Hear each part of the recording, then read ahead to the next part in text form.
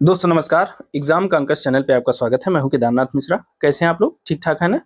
तो चलिए दोस्तों, जैसा कि आप जानते हैं कि यह समय हमारी डेली करंट अफेयर्स की वीडियो का है और आज है 27 फरवरी। तो चलिए 27 फरवरी की जो महत्वपूर्ण परीक्षा उपयोगी खबरें हैं उनको देख लेते हैं। जैसा कि आप जानते हैं दोस्तों कि जो हमारी डेली करंट अफेयर्स की वीडियो है, इसमें हम केवल उन अति महत्वपूर्ण प्रश्नों को शामिल करते हैं जिनकी परीक्षा में पूछे जाने की संभावना बहुत ज्यादा होती है। इसलिए चूंकि अति महत्वपूर्ण प्रश्नों की वजह से इन प्रश्नों की संख्या बहुत कम होती है, इसलिए वीडियो भी बहुत बड़ी नहीं होती है।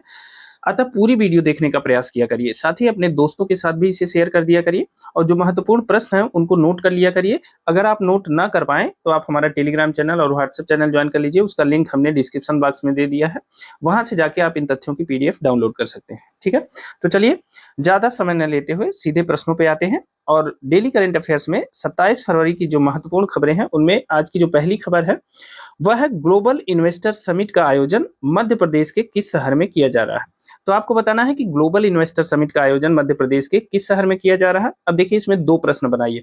पहला, कि अगर आपसे यह प्रश्न पूछा जाए कि ग्लोबल इन्वेस्टर समिट का आयोजन किस प्रदेश में किया गया, तो मध्य प्रदेश में किया गया। ठीक है, एक प्रश्न का जवाब क्या है कि अगर ग्लोबल इन्वेस्टर समिट का आयोजन पूछे आपसे कि किस प्रदेश में किया गया है, तो मध्य प्रदेश में किया गया है। ठीक है, अब दूसरा प्रश्न इसमें बनता है कि ग्लोबल इन्वेस्टर समिट का आयोजन मध्य प्रदेश के किस शहर में किया गया है। तो ऑप्शन ए है भोपाल, ऑप्शन बी है इंदौर, ऑप्शन सी है जबलपुर और ऑप्शन डी है इनमें से कोई नहीं। तो बताइए कि ग्लोबल इन्वेस्टर समिट का आयोजन मध्य प्रदेश के किस शहर में किया गया है। तो देखिए मध्य प्रदेश के भोपाल में किया गया है। ठीक है, तो ए ऑप्शन सही है कि ग्लोबल इन्वेस्टर समिट का जो आयोजन है वो मध्य प्रदेश के भोपाल में किया गया है। और देखिए इसके जब उद्घाटन समारोह में, इसका जब उद्घाटन समारोह हुआ तो उद्घाटन समारोह में जो है प्रधानमंत्री जी उपस्थित थे। ठीक है, प्रधानमंत्री जी उपस्थित थे उद्घाटन समारोह में और प्रधानमंत्री जी के साथ साथ वहां के राज्यपाल और उसके साथ साथ मुख्यमंत्री श्री मोहन यादव जी भी वहां उपस्थित थे। ठीक है, तो मध्य प्रदेश के राज्यपाल कौन है यह भी आप जान लीजिए कि मध्य प्रदेश के राज्यपाल हैं श्री मंगू भाई पटेल जी हैं। ठीक है, श्री मंगू भाई पटेल हैं मध्य प्रदेश के राज्यपाल और वहां के मुख्यमंत्री हैं, आप जानते हैं लोकप्रिय नेता हैं, वहां के मुख्यमंत्री हैं श्री मोहन यादव जी। ठीक, श्री मोहन यादव जी। ठीक है, तो ये लोग सभी उद्घाटन समारोह में उपस्थित रहे। ठीक है, चलिए अगला प्रश्न देख लेते हैं। आज का जो हमारा दूसरा महत्वपूर्ण प्रश्न है वह है कि कौन सा देश पहली बार महिला शांति सैनिकों पर सम्मेलन की मेजबानी करेगा। आपको बताना है कि कौन सा देश पहली बार है। ठीक है ना, और पहली बार क्या करेगा, महिला शांति सैनिकों पर सम्मेलन की मेजबानी करेगा, यह आपको बताना है। तो ऑप्शन ए है चाइना, ऑप्शन बी है भारत, ऑप्शन सी है श्रीलंका और ऑप्शन डी है रूस। तो आपको बताना है कि कौन सा देश है जो पहली बार महिला शांति सैनिकों पर सम्मेलन की मेजबानी करेगा। तो बताइए, देखिए वह देश है भारत। ठीक है, भारत में पहली बार महिला शांति सैनिकों पर सम्मेलन आयोजित हो रहा है और भारत पहली बार इसकी मेजबानी कर रहा है। ठीक है ना, अब देखिए संयुक्त राष्ट्र मिशनों में तैनात महिला शांति सैनिकों पर 2 दिवसीय सम्मेलन है। ठीक है, क्या है, 2 दिवसीय सम्मेलन है। ठीक है, और यह कहाँ आयोजित हो रहा है, यह नई दिल्ली में आयोजित हो रहा है। कहाँ पे, नई दिल्ली में आयोजित हो रहा है, इस बात को ध्यान रखिएगा।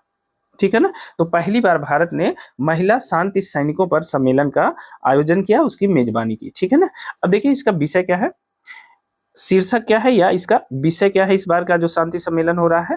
तो विषय है शांति स्थापना में। अब देखिए इससे जोड़ लीजिएगा, चूंकि महिला शांति सैनिकों पर सम्मेलन है तो विषय भी इससे जुड़ा हुआ होगा। तो शांति स्थापना में महिलाएं, और उसके आगे क्या है, एक वैश्विक दक्षिण परिप्रेक्ष्य। क्या है, एक वैश्विक दक्षिण परिप्रेक्ष्य। ठीक है, तो यह इस बार का जो शांति सम्मेलन हो रहा है भारत में, महिला शांति सैनिकों पर सम्मेलन जो हो रहा है उसका विषय है कि शांति स्थापना में महिलाएं, एक वैश्विक दक्षिण परिप्रेक्ष्य। ठीक है, तो इस विषय को याद रखिएगा।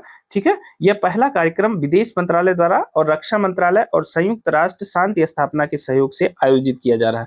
तो कौन कौन आयोजन में शामिल है, तो भारत का विदेश मंत्रालय है। कौन है, भारत का विदेश मंत्रालय इसमें शामिल है। उसके बाद रक्षा मंत्रालय इसमें शामिल है। ठीक है, रक्षा मंत्रालय भी इसमें शामिल है और उसके साथ साथ संयुक्त राष्ट्र शांति स्थापना केंद्र, कौन है, प्लस कर दीजिए, संयुक्त राष्ट्र शांति स्थापना स्थापना केंद्र।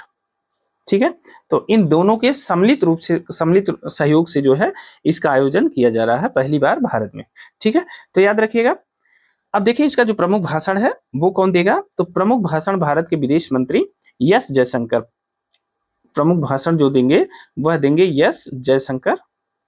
एस जयशंकर कौन है, ये विदेश मंत्री हैं, भारत के विदेश मंत्री हैं, और यह जो है मुख्य वक्ता होंगे। क्या होंगे, मुख्य वक्ता होंगे। ठीक है ना, तो इसे भी याद रखिएगा। ठीक है, इंपॉर्टेंट है। चलिए अगला देखते हैं। आज का जो हमारा तीसरा प्रश्न है वह है कि हाल ही में केंद्रीय उत्पाद शुल्क दिवस 2025 कब मनाया गया। आपको बताना है कि हाल ही में केंद्रीय उत्पाद शुल्क दिवस 2025 कब मनाया गया। ऑप्शन ए है 5 फरवरी को, ऑप्शन बी है 9 फरवरी को, ऑप्शन सी है 24 फरवरी को, और ऑप्शन डी है 22 फरवरी को। तो केंद्रीय उत्पाद शुल्क दिवस 2025 कब मनाया गया, आपको यह बताना है। तो जल्दी से अपने आंसर हमें कमेंट बॉक्स में कमेंट करिए। तो देखिए केंद्रीय उत्पाद शुल्क दिवस कब मनाया गया है, तो यह मनाया गया है 24 फरवरी को। ठीक है, तो याद रखिएगा 24 फरवरी को केंद्रीय उत्पाद शुल्क दिवस जो है मनाया गया है। ठीक है, भारत में जो है 24 फरवरी 1944 को, कब 24 फरवरी 1944 को केंद्रीय उत्पाद शुल्क अधिनियम लागू हुआ था। ठीक है ना, क्या लागू हुआ था, केंद्रीय उत्पाद शुल्क अधिनियम। ठीक है, केंद्रीय उत्पाद शुल्क अधिनियम लागू हुआ था। ठीक है, लागू हुआ था। ठीक है, तो 24 फरवरी 1944 को केंद्रीय उत्पाद शुल्क अधिनियम लागू हुआ था। ठीक है, और उसी के याद में जो है, उसी तिथि के उपलक्ष्य में 24 फरवरी को प्रत्येक वर्ष केंद्रीय उत्पाद शुल्क दिवस के रूप में मनाया जाता है। ठीक है, तो याद रखिएगा 24 फरवरी केंद्रीय उत्पाद शुल्क दिवस के रूप में मनाया जाता है। ठीक है ना। अब देखिए अगर इतिहास के आईने में देखें तो थोड़ा सा ध्यान से देखिएगा। 1855 में सीमा शुल्क और उत्पाद शुल्क विभाग की स्थापना हुई। 1855 में अंग्रेजों का काल था, तो उस समय सीमा शुल्क और उत्पाद शुल्क विभाग की स्थापना होती है। ठीक है ना, सीमा शुल्क और उत्पाद शुल्क विभाग की स्थापना कब होती है, तो यह हुई 1855 में। ठीक है ना, अब आ जाते हैं इसका क्रमिक विकास बताते हैं हम आपको। 1944 ईस्वी में क्या होता है, केंद्रीय उत्पाद शुल्क अधिनियम लागू होता है। ठीक है, केंद्रीय उत्पाद शुल्क अधिनियम लागू होता है। कब लागू होता है, 1944 में। ठीक है ना, अब देखिए उसके बाद आता है 1964 में क्या होता है कि सरकार ने केंद्रीय राजस्व बोर्ड अधिनियम 1963 के तहत केंद्रीय राजस्व बोर्ड अधिनियम 1963 के तहत केंद्रीय प्रत्यक्ष कर बोर्ड। ठीक है, केंद्रीय प्रत्यक्ष कर बोर्ड या इसे क्या कहते हैं, CBDT। ठीक है, central board of direct tax कहते हैं। ठीक है, और जो है केंद्रीय उत्पाद एवं सीमा शुल्क बोर्ड, इसे क्या कहते हैं, CBEC। ठीक है, तो 1964 में केंद्रीय राजस्व बोर्ड अधिनियम 1963 के तहत सरकार ने क्या किया, केंद्रीय प्रत्यक्ष कर बोर्ड और केंद्रीय उत्पाद एवं सीमा शुल्क बोर्ड का गठन किया। ठीक है, इसका गठन किया। अब आ जाते हैं वर्ष 2017 आता है, और वर्ष 2017 में GST लागू होता है। याद रखिएगा GST कब लागू हुआ, तो वर्ष 2017 में GST लागू हो जाता है, और GST लागू होने के बाद CBEC का नाम बदलकर CBEC मतलब केंद्रीय उत्पाद एवं सीमा शुल्क बोर्ड का नाम बदल करके CBIC कर दिया गया। CBEC का नाम बदल के क्या कर दिया गया, CBIC कर दिया गया। CBIC का मतलब क्या हो गया, central board of indirect taxes and customs. ठीक है। तो जीएसटी 2017 में लागू होता है और उस समय सीबीईसी का नाम बदल के क्या कर दिया जाता है, सीबीआईसी, मतलब central board of indirect taxes and customs. ठीक है ना। अब देखिए एक चीज और ध्यान रखिएगा कि जब से जीएसटी लागू हो गया है तब से बहुत सी चीजों पर केंद्रीय उत्पाद शुल्क समाप्त हो गया है। ठीक है ना। तो जब उत्पाद शुल्क को समाप्त कर दिया गया है, लेकिन कुछ चीजें ऐसी बची हैं जिन पर अब भी उत्पाद शुल्क बचा हुआ है। तो उत्पाद शुल्क लागू है किस पर, उत्पाद शुल्क किस पर लागू है इसको भी जान लीजिए। उत्पाद शुल्क लागू है अभी, उत्पाद शुल्क अभी लागू है। ठीक है, अभी लागू है। ज्यादातर चीजों पे उत्पाद शुल्क समाप्त हो गया, सब जीएसटी के तहत समाहित हो गया, लेकिन शराब, शराब, पेट्रोलियम उत्पाद, शराब, पेट्रोलियम उत्पाद तथा तथा तंबाकू पर, तंबाकू पर, तंबाकू पर अब भी उत्पाद शुल्क लगाया जाता है। ठीक है, अब भी उत्पाद शुल्क, उत्पाद शुल्क लागू है। ठीक है ना। तो देखिए उत्पाद शुल्क ज्यादातर चीजों पे समाप्त कर दिया गया है। ठीक है ना, लेकिन जो है शराब, पेट्रोलियम और तंबाकू पर अब भी उत्पाद शुल्क लागू है, अभी तक उत्पाद शुल्क इससे वसूला जाता है। ठीक है ना। अब देखिए भारत में चूंकि 24 फरवरी 1944 को केंद्रीय उत्पाद शुल्क अधिनियम लागू हुआ था, तो इसी की याद में प्रत्येक वर्ष 24 फरवरी को केंद्रीय उत्पाद शुल्क दिवस के रूप में मनाया जाता है। ठीक है, तो इसे याद रखिएगा, सी ऑप्शन सही है।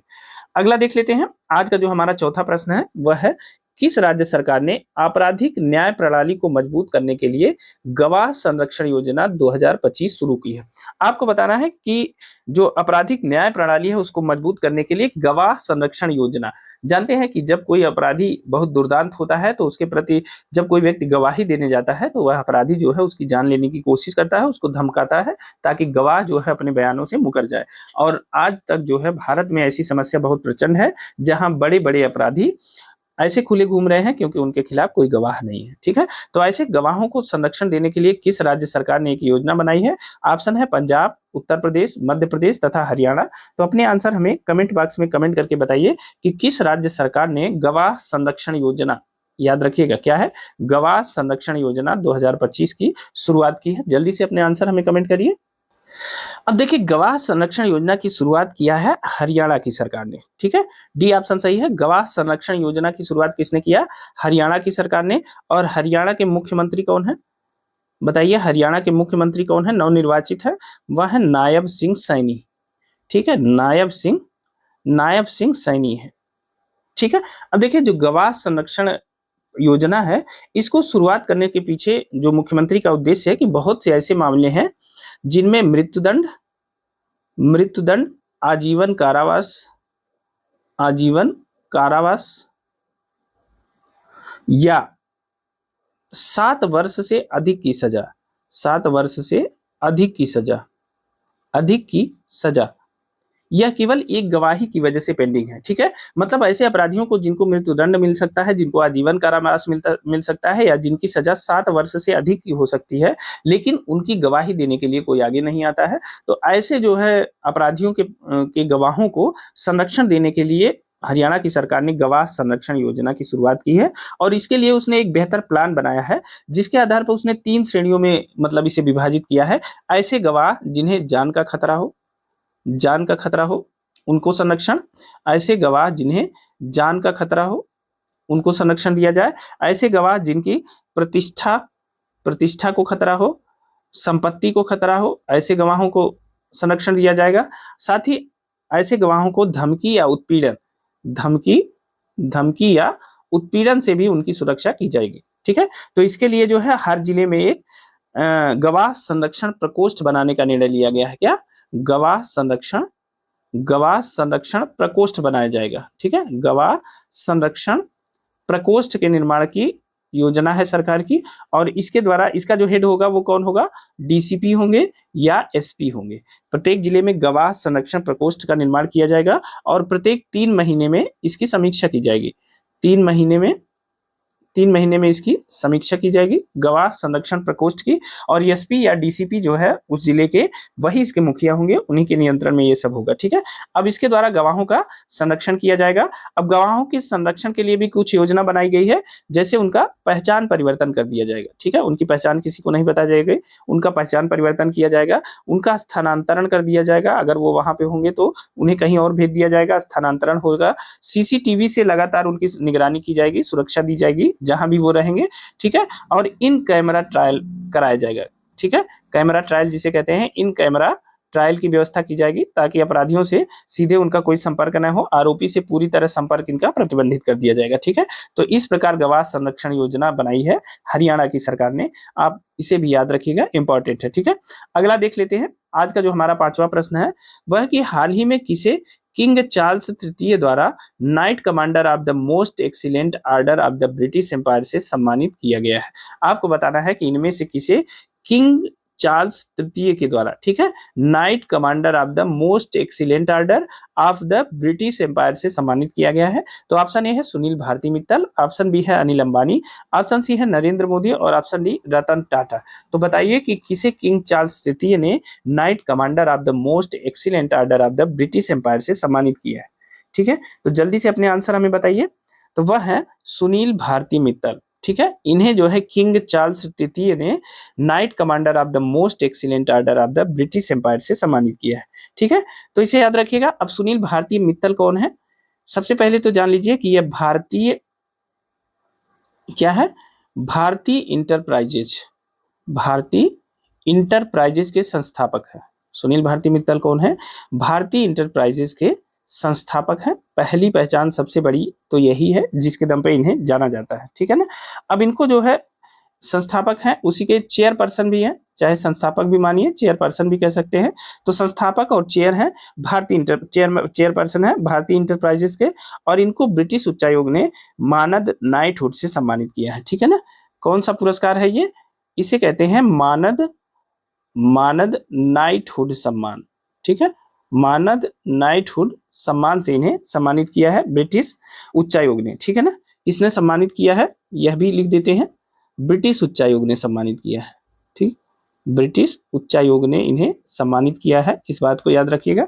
ठीक है ना, अब देखिए उन्हें यह सम्मान भारत यूके व्यापार संबंधों के लिए, मतलब भारत और यूके यूनाइटेड किंगडम के बीच जो व्यापार संबंध है उसको बनाने के लिए दिया गया है। तो किसके लिए दिया गया? भारत यूके व्यापार संबंधों को मजबूत करने के लिए, व्यापार संबंधों को मजबूत करने के लिए उन्हें यह अवार्ड दिया गया है। मजबूत करने के लिए सुनील भारती मित्तल को मानद नाइटहुड का सम्मान दिया गया है। ठीक है, यह उपाधि दी गई है, तो याद रखिएगा, इंपॉर्टेंट है। किंग चार्ल्स तृतीय ने Knight Commander of the Most Excellent Order of the British Empire का सम्मान किसे दिया है? सुनील भारती मित्तल को दिया है। ठीक है ना, अब चलिए आज का छठवां प्रश्न देख लेते हैं। आज का हमारा छठवां प्रश्न है, राष्ट्रीय सुरक्षा परिषद NSCI सुरक्षा पुरस्कार 2024 के तहत सेवा क्षेत्र श्रेणी में कौन सी श्रेणी है? याद रखिएगा, सेवा क्षेत्र श्रेणी में प्रतिष्ठित सर्वश्रेष्ठ सुरक्षा पुरस्कार, इसे स्वर्ण ट्रॉफी मिली है, से सम्मानित भारत का पहला हवाई अड्डा कौन सा है? देखिए, राष्ट्रीय सुरक्षा परिषद के, यहाँ के कर दीजिए तो वाक्य थोड़ा सा संतुलित हो जाएगा। राष्ट्रीय सुरक्षा परिषद के, यानी राष्ट्रीय सुरक्षा परिषद मतलब NSCI के सुरक्षा पुरस्कार 2024 के तहत सेवा क्षेत्र श्रेणी में प्रतिष्ठित सर्वश्रेष्ठ सुरक्षा पुरस्कार का स्वर्ण ट्रॉफी से सम्मानित भारत का पहला हवाई अड्डा कौन बना है? तो ऑप्शन ए है इंदिरा गांधी हवाई अड्डा, ऑप्शन बी है मोपा हवाई अड्डा, ऑप्शन सी है छत्रपति शिवाजी हवाई अड्डा, और ऑप्शन डी है इनमें से कोई नहीं। तो जल्दी से आप बताइए कि सर्वश्रेष्ठ सुरक्षा पुरस्कार से सम्मानित भारत का जो पहला हवाई अड्डा है वह कौन सा है? तो देखिए, यह है मोपा हवाई अड्डा, बी ऑप्शन सही है। मोपा हवाई अड्डा को जो है यह पुरस्कार दिया गया है, सेवा क्षेत्र श्रेणी में सर्वश्रेष्ठ सुरक्षा पुरस्कार से सम्मानित किया गया है। ठीक है ना, अब देखिए एक बात और जानिए कि मोपा हवाई अड्डे का जो वर्तमान नाम है वो क्या है? वह है मनोहर हवाई अड्डा। ठीक है, मनोहर पारिकर के नाम पे इसका नाम बदल दिया गया है, तो इसका नाम हो गया मनोहर हवाई अड्डा। ठीक है, मनोहर हवाई अड्डा ये कहाँ स्थित है? गोवा में स्थित है। ठीक है, यह बात याद रखिएगा। अब यह भारत का पहला हवाई अड्डा है। देखिए, मैंने पहले ही कहा कि यह प्रश्न में क्या है, यह भारत का पहला हवाई अड्डा है। ठीक है, जिसे राष्ट्रीय सुरक्षा परिषद द्वारा, किसके द्वारा, राष्ट्रीय, भारत, देखिए यहां लिख देते हैं, भारत का पहला हवाई अड्डा, भारत का पहला हवाई अड्डा, यह भारत का पहला हवाई अड्डा है जिसे, ठीक है, यह भारत का पहला हवाई अड्डा है जिसे राष्ट्रीय सुरक्षा परिषद द्वारा, किसके द्वारा, राष्ट्रीय सुरक्षा परिषद द्वारा सर्वश्रेष्ठ सुरक्षा पुरस्कार से सम्मानित किया गया है। किससे, सर्वश्रेष्ठ सुरक्षा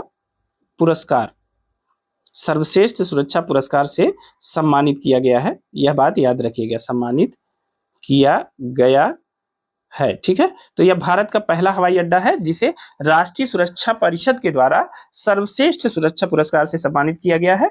यह बात इंपॉर्टेंट है। और ऐसा क्यों किया गया है, क्योंकि यह हवाई अड्डे में जो सक्रिय सुरक्षा उपाय हैं उनको देख करके, जो वहां सक्रिय मतलब जो इंपॉर्टेंट सुरक्षा उपाय हैं उन सभी को वहां जो है लगाया गया है। तो सक्रिय सुरक्षा उपायों को अपनाने के कारण, ठीक है, सक्रिय सुरक्षा उपायों को अपनाने के कारण पहला हो गया। और दूसरा हो गया शून्य घटना, मतलब इस जो है हवाई अड्डे पे कोई घटना या दुर्घटना नहीं हुई। तो शून्य घटना के कारण, इन दोनों बिंदुओं के कारण जो है मोपा हवाई अड्डे को, जो गोवा में स्थित है, इसे मनोहर हवाई अड्डे के नाम से जानते हैं वर्तमान में, मोपा हवाई अड्डे को राष्ट्रीय सुरक्षा परिषद द्वारा सर्वश्रेष्ठ सुरक्षा पुरस्कार से सम्मानित किया गया है, ठीक है ना। तो याद रखिएगा, यह अगर आपसे यह प्रश्न पूछा जाए कि सर्वश्रेष्ठ सुरक्षा पुरस्कार का प्राप्त भारत का पहला हवाई अड्डा कौन है, तो वह है मोपा हवाई अड्डा। और अगर प्रश्न पूछा जाए कि यह पुरस्कार किसने दिया है, तो यह राष्ट्रीय सुरक्षा परिषद के द्वारा दिया गया है। यह भी इंपॉर्टेंट है और इसे भी याद रखिएगा, ठीक है। इस तरह से प्रश्नों को तोड़ मरोड़ लिया करिए, ताकि अगर प्रश्न किसी भी रूप में आए तो आप उसके लिए पहले से मेंटली प्रिपेयर रहा करिए, ठीक है ना। चलिए आज का अगला प्रश्न देख लेते हैं। आज का हमारा अगला प्रश्न है कि जर्मनी के नवनिर्वाचित चांसलर कौन है। आपको बताना है कि जर्मनी के नवनिर्वाचित चांसलर कौन है। ऑप्शन ए है वुल्फ शुल्ज, ऑप्शन बी है ऑटो वान बिस्मार्क, ऑप्शन सी है फ्रेडरिक मर्ज और ऑप्शन डी है फ्रान वान पापेन।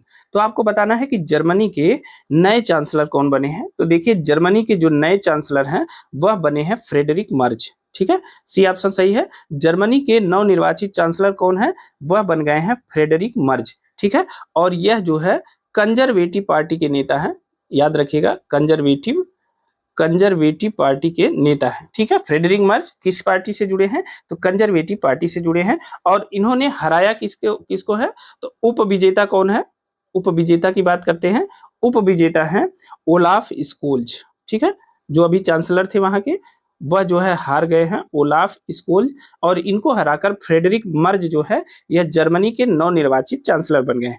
अब देखिए, इनके बारे में एक बहुत लंबी कहानी है। फ्रेडरिक मर्ज जो है, इनका जो राजनीतिक जीवन है वो बहुत लंबा रहा है, लेकिन 2005 से इन्होंने राजनीति से थोड़ी थोड़ी दूरी बनाई। और 2005 से इन्होंने राजनीति से दूरी बनाई, ठीक है। और 2009 में इन्होंने पूरी तरह से राजनीति से रिटायरमेंट की घोषणा कर दी, ठीक है। राजनीति से 2009 में इन्होंने राजनीति को छोड़ने का फैसला किया या रिटायरमेंट की योजना बनाई। राजनीति को छोड़ने का फैसला किया, ठीक है, 2009 में। लेकिन 2018 में एक घटना घटती है। क्या घटती है, 2018 में क्या होता है, एंजेला मार्केल ने संन्यास लेने की घोषणा कर दी। आपको पता है कि एंजेला मार्केल बहुत दिन तक जर्मनी की चांसलर रही। तो 2018 में एंजेला मार्केल ने संन्यास की घोषणा कर दी, रिटायरमेंट या संन्यास की घोषणा कर दी। तब जो है फ्रेडरिक मर्ज ने 2018 में पुनः वापसी की, ठीक है, पुनः वापसी की। और जब 2018 में पुनः वापसी की तो उस समय उनको उतनी सफलता नहीं मिली। लेकिन इस वर्ष इन्होंने जो है चांसलर का पद प्राप्त किया है, ठीक है। तो यह जो है जर्मन चांसलर बन गए हैं, नहीं, नवनिर्वाचित जर्मन चांसलर बन गए हैं फ्रेडरिक मर्ज, ठीक है। तो एक बार राजनीति को छोड़ने के बाद फिर से राजनीति में वापसी की, और इस वर्ष हुए चुनाव में यह जो है जर्मन चांसलर बन गए हैं और उनका नाम है फ्रेडरिक मर्ज, ठीक है। तो याद रखिएगा, इंपॉर्टेंट है। अब आ जाते हैं आज के हमारे अगले प्रश्न पे। आज का हमारा 8वां प्रश्न है, हाल ही में सड़क सुरक्षा मानकों में उल्लेखनीय प्रगति के लिए वैश्विक Prince Michael road safety award किस देश को प्रदान किया गया? देखिए यह अवार्ड क्या है, यह ग्लोबल अवार्ड है यानी वैश्विक अवार्ड है। इसका नाम है Prince Michael road safety award. तो किस देश को प्रदान किया गया है? जिसने सड़क सुरक्षा मामलों में उल्लेखनीय प्रगति की है। ठीक है, तो ऑप्शन ए है ब्रिटेन, ऑप्शन बी है अमेरिका, ऑप्शन सी है फ्रांस और ऑप्शन डी है भारत। ठीक है, तो किस देश ने सड़क सुरक्षा मानकों में उल्लेखनीय प्रगति के लिए वैश्विक Prince Michael road safety award जीता है? तो देखिए वह देश है भारत, अपना प्यारा भारत। भारत ने जो है वैश्विक Prince Michael road safety award जीता है। ठीक है, और किस लिए जीता है? जैसा कि प्रश्न में ही इसका उल्लेख किया गया है कि सड़क सुरक्षा मानकों में उल्लेखनीय प्रगति के लिए भारत को यह पुरस्कार दिया गया है। ठीक है ना। अब देखिए इस प्रश्न के संबंध में एक और महत्वपूर्ण बात है, भारत को यह पुरस्कार दिया कब गया है, तो कहां पर दिया गया है? तो देखिए सड़क सुरक्षा पर, यह भी एक प्रश्न है आपके लिए, सड़क सुरक्षा पर चौथा मंत्रिस्तरीय सम्मेलन हुआ।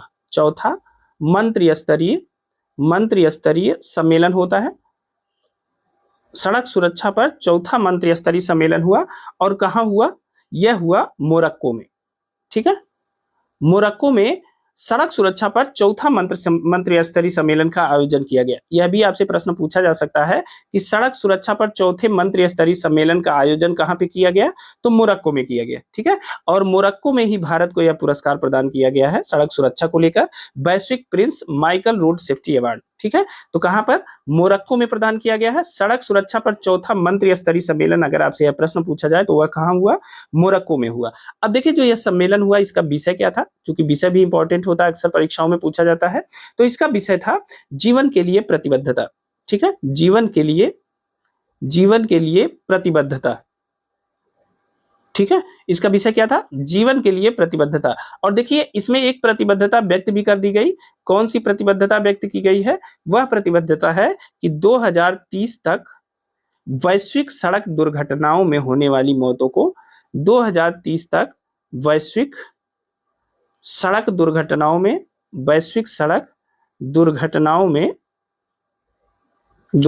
में होने वाली मौतों को आधा करना। होने वाली मौतों को आधा करना। ठीक है, तो यह प्रतिबद्धता व्यक्त भी की गई है मोरक्को के इस सड़क सुरक्षा पर चौथे मंत्रिस्तरीय सम्मेलन में। ठीक है, और इसका विषय था जीवन के लिए प्रतिबद्धता। तो यह सारी बातें आप प्रश्न नंबर 8 से संबंधित आप याद रखिएगा। आपसे यह प्रश्न पूछा जा सकता है कि सड़क सुरक्षा मानकों में उल्लेखनीय प्रगति के लिए वैश्विक Prince Michael road safety award किसे दिया गया? तो यह भारत को दिया गया। कहां पर दिया गया? तो मोरक्को में दिया गया है। साथ ही अगर आपसे यह प्रश्न पूछा जाए कि सड़क सुरक्षा पर चौथा मंत्रिस्तरीय सम्मेलन का आयोजन किस देश में किया गया, तो वह किया गया मोरक्को में। ठीक है ना, याद रखिएगा, इंपॉर्टेंट है। अब इसका विषय था जीवन के लिए प्रतिबद्धता, और यहाँ पे एक प्रतिबद्धता व्यक्त भी की गई है और वह है कि 2030 तक वैश्विक सड़क दुर्घटनाओं में होने वाली मौतों को आधा करना। ठीक है ना, तो इस बात को याद रखिएगा, इंपॉर्टेंट है। ठीक है, चलते हैं अगले प्रश्न की तरफ। आज का हमारा अगला प्रश्न है कि भारत ने किस देश में आयोजित बैडमिंटन टूर्नामेंट में पुरुष एकल मिश्रित युगल और पुरुष युगल का खिताब जीता है? तो भारत ने किस देश में आयोजित बैडमिंटन टूर्नामेंट, कौन सा टूर्नामेंट है? Badminton tournament. ऐसे ही पढ़ा जाता है एक एक सेक्शन को पकड़ते हुए। अब इसमें पुरुष एकल मिश्रित है और पुरुष एकल मिश्रित युगल और पुरुष युगल का खिताब जीता है। तो किसने? ऑप्शन ए है युगांडा, ऑप्शन बी है रवांडा, ऑप्शन सी है बेल्जियम और ऑप्शन डी है इटली। तो बताइए किसने जीता है? तो वह जीता है युगांडा। ठीक है ना, भारत ने किस देश में आयोजित बैडमिंटन टूर्नामेंट में पुरुष एकल मिश्रित युगल और पुरुष युगल का खिताब किसने जीता है? तो कहां पे जीता है? युगांडा में यह बैडमिंटन प्रतियोगिता का आयोजन हुआ और यहां भारत ने जीता है। ठीक है ना, अब देखिए अगर देखें कि मिश्रित युगल में भारत की तरफ से किसने जीता यह खिताब, तो मिश्रित युगल में जीता है ईशान ने। बैडमिंटन खिलाड़ी है ईशान और श्रीनिधि। ठीक है, ईशान और श्रीनिधि की मिक्स जोड़ी ने यह खिताब जीता है। और अगर देखें कि पुरुष युगल का खिताब किसने जीता है, तो पुरुष युगल का जो खिताब है वह जीता है अमन मोहम्मद और प्लस टिंकू सिंह ने जीता है। ठीक है, ये सभी बैडमिंटन खिलाड़ी हैं। ठीक है, इन्होंने युगांडा में आयोजित बैडमिंटन टूर्नामेंट में यह पुरस्कार जीते हैं। मिश्रित युगल का खिताब और पुरुष युगल का खिताब जीता है। ठीक है ना, तो इसे याद रखिएगा। चलिए आज का 10वां और आखिरी करंट अफेयर्स का प्रश्न देखते हैं। आज का जो हमारा 10वां प्रश्न है वह है कार्बन बाजारों से संबंधित पहला अंतरराष्ट्रीय सम्मेलन प्रकृति, इसका आयोजन कहां पर किया गया? कार्बन बाजारों से संबंधित, किससे संबंधित है? कार्बन बाजारों से संबंधित, साथ ही पहला अंतरराष्ट्रीय सम्मेलन है और इसका नाम क्या रखा गया है? प्रकृति। ठीक है, इसका आयोजन कहां पर किया गया? तो ऑप्शन ए है भोपाल, ऑप्शन बी है नई दिल्ली, ऑप्शन सी है चंडीगढ़ और ऑप्शन डी है बेंगलुरु। तो आपको बताना है कि कार्बन बाजारों से संबंधित जो पहला अंतरराष्ट्रीय सम्मेलन हुआ जिसका नाम दिया गया है प्रकृति, इसका आयोजन कहां पर किया गया है? तो जल्दी से अपने आंसर हमें कमेंट करके बताइए। तो देखिए, प्रकृति जो कार्बन बाजारों से संबंधित पहला अंतरराष्ट्रीय सम्मेलन है, इसका आयोजन किया गया है नई दिल्ली में। ठीक है, बी ऑप्शन सही है, नई दिल्ली में प्रकृति का आयोजन किया गया है। तो याद रखिएगा, बहुत इंपॉर्टेंट प्रश्न है। ठीक है, अब देखिए कार्बन बाजारों से संबंधित इस पहले अंतरराष्ट्रीय सम्मेलन का जो आयोजन हुआ दिल्ली में हुआ और इस सम्मेलन का उद्घाटन किसने किया इसके बारे में भी जान लेते हैं, क्योंकि यह पहला इंटरनेशनल सम्मेलन है जिसे प्रकृति नाम दिया गया है और यह कार्बन बाजारों से संबंधित है। तो इसका उद्घाटन किया केंद्रीय विद्युत और आवास, केंद्रीय विद्युत और आवास एवं शहरी कार्य मंत्री, केंद्रीय विद्युत और आवास एवं शहरी कार्य मंत्री मनोहर लाल ने इसका उद्घाटन किया है। ठीक है ना, तो केंद्रीय विद्युत और आवास एवं शहरी कार्य मंत्री मनोहर लाल ने इसका उद्घाटन किया नई दिल्ली में। ठीक है, एक चीज और है, आपको पता होगा कि भारत ने कार्बन कटौती का लक्ष्य रखा है। तो भारत ने जो कार्बन कटौती का लक्ष्य रखा है, कार्बन कटौती का लक्ष्य जो रखा है वह देखिए कैसे रखा है कि 2027 तक 40% की कटौती का कार्बन कटौती का लक्ष्य भारत ने रखा है, 40% की कटौती। ठीक है, कटौती, और वर्ष 2030 तक इसे 100 जो बचा हुआ 40 के बाद कितना बचा 60%, तो 2030 तक जब 60 और कट जाएगा तो टोटल कितना हो जाएगा 100% की कटौती। ठीक है, 100% की कटौती। तो इस प्रकार जो भारत सरकार ने जो एक मतलब अपना टारगेट सेट किया है कि कार्बन कटौती के लिए जो टारगेट बनाया है वो बनाया है कि 2027 तक भारत 40% की कार्बन उत्सर्जन में कटौती करेगा और 2030 तक भारत 100% में कार्बन उत्सर्जन की कटौती करेगा। ठीक है, तो इस टारगेट के हिसाब से भारत आगे बढ़ रहा है और इसी को देखते हुए जो कार्बन बाजार से संबंधित यह पहला अंतरराष्ट्रीय सम्मेलन प्रकृति हुआ है, तो यह बहुत महत्वपूर्ण है। आगे चलकर कार्बन कटौती के मामले में ये कार्बन बाजार बहुत महत्वपूर्ण साबित होंगे। ठीक है ना, तो दोस्तों ये थे आज के हमारे महत्वपूर्ण 27 फरवरी के जो महत्वपूर्ण परीक्षा उपयोगी प्रश्न थे। यह प्रश्न आपको कैसे लगे हमें कमेंट करके जरूर बताइएगा। साथ ही अगर वीडियो आपको पसंद आई हो तो आप वीडियो को लाइक जरूर करिएगा, साथ ही अपने दोस्तों के साथ इस वीडियो को शेयर भी करिएगा। और अगर आपको इन तथ्यों की पीडीएफ चाहिए तो आप हमारा टेलीग्राम चैनल और व्हाट्सएप चैनल ज्वाइन कर लीजिए, उसका लिंक हमने डिस्क्रिप्शन बॉक्स में दे दिया है, वहां से जाके आप इन तथ्यों की पीडीएफ डाउनलोड कर सकते हैं। तो अभी के लिए इतना ही, मिलते हैं अगली वीडियो में कुछ नए महत्वपूर्ण परीक्षा उपयोगी प्रश्नों के साथ। तब तक के लिए स्वस्थ रहिए, मस्त रहिए, अपना और अपनों का ख्याल रखिए। बहुत बहुत धन्यवाद।